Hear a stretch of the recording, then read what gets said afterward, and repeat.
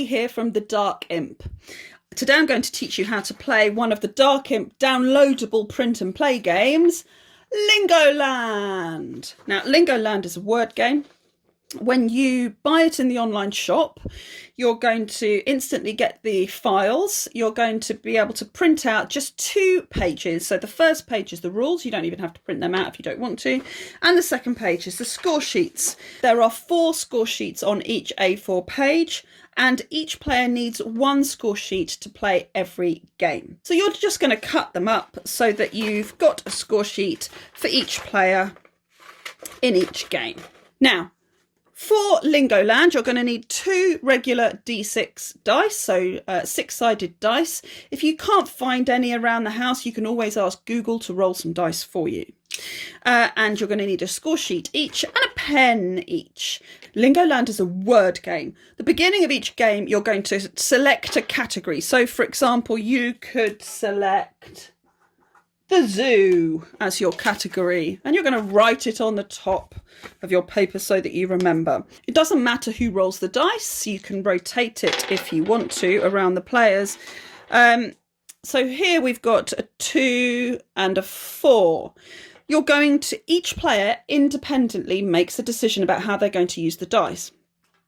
Each dice. So you choose one of the dice to represent the box that you're taking the letter from. So in this case, I might choose the number 4 dice to show that I'm taking a letter from box number 4. And the number 2 dice shows that I'm going to write that letter on line number 2. I could choose to do it the opposite way round. I could choose a letter from box number 2 and write it on line number 4.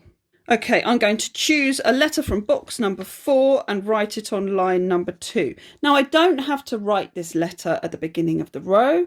I can write it anywhere on the line. I'm thinking about a word that I'm going to try and make. The aim of the game is to write 5 different distinguishable words on these 5 different lines.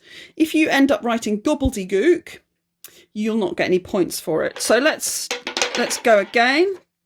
4 and a 3. So I could choose something from box 4 and put it on line 3. I think I'll do something from box 3 and put it on line 4. So this time I'm going to write something at the beginning of the line. And you keep going like that. I've got some words in mind here. Remember, we've got a category. If I manage to get words that are related to this category, I'm going to score even more points. You score according to the length of the word you have written. So words of 1 or 2 letters don't count at all. You get no points for them. If you've got a word of 3 letters, then it's going to score you 1 point. Words of 6 letters, for example, are going to score you 5 points. Words of 9 letters are going to score you 12 points. That's really hard to get. 3 times during the game you can pass. You can say, I don't want to write anything this time, and then you're going to put a little line through there to indicate that you've done it.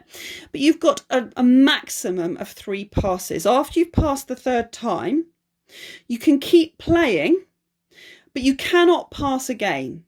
So the next time you want to pass, that is just the end of the game for you. You cannot do anything else. You're out. And you'll count up wherever you've got to.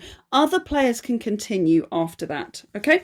So let's say we've managed to get the word jaguar on this line. That's an animal you might find in a zoo. 1, 2, 3, 4, 5, 6. That would give us 5 points.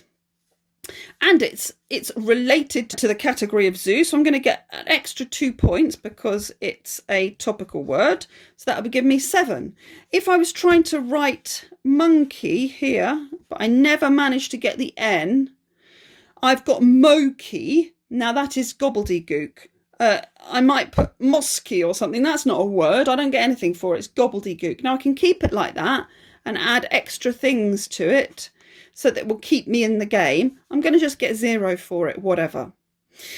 So the aim is to try and get as many absolutely valid words as possible, to get them as long as possible, and to, if you can, get them within the category that's going to give you even more points. Obviously, the person who has the most points at the end of the game is going to be the winner. That's Lingo Land.